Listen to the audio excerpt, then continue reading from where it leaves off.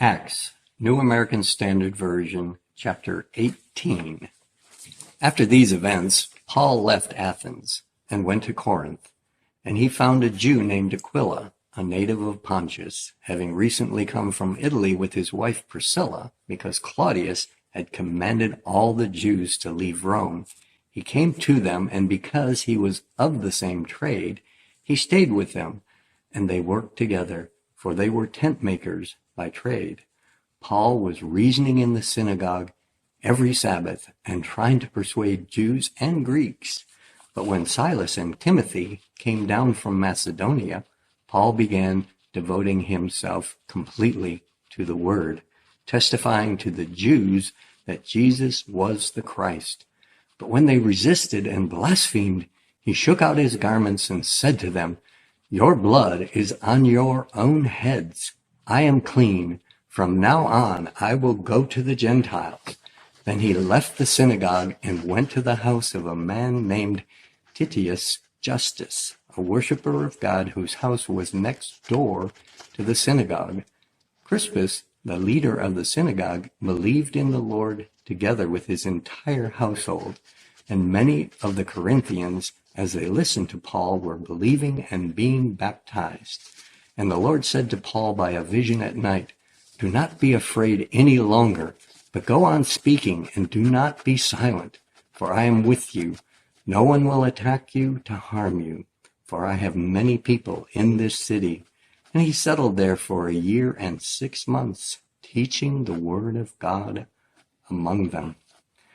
But while Gallio was proconsul of Achaia, the Jews rose up together against Paul and brought him before the judgment seat, saying, "This man is inciting the people to worship God contrary to the law."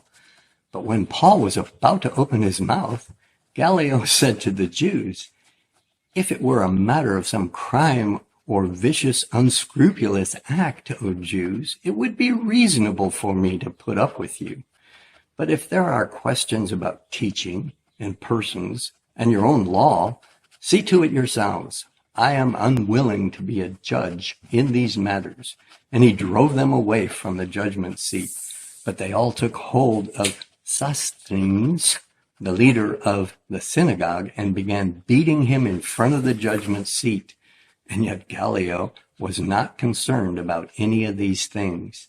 Now Paul, when he had remained many days longer, took leave of the brothers and sisters and sailed away to Syria, and Priscilla and Aquila were with him.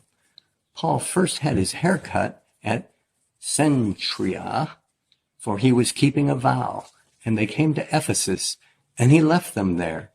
Now he himself entered the synagogue and reasoned with the Jews. When they asked him to stay for a longer time, he did not consent, but took leave of them and said, "I will return to you again, if God wills." And he set sail from Ephesus.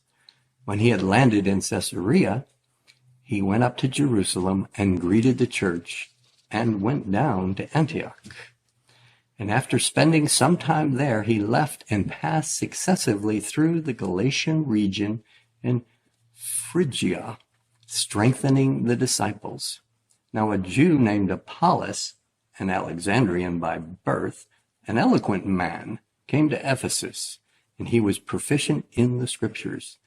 This man had been instructed in the way of the Lord, and being fervent in spirit, he was accurately speaking and teaching things about Jesus, being acquainted only with the baptism of John.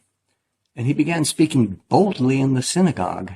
But when Priscilla and Aquila heard him, they took him aside and explained the way of God more accurately to him. And when he wanted to go across to Achaia, the brothers encouraged him and wrote to the disciples to welcome him.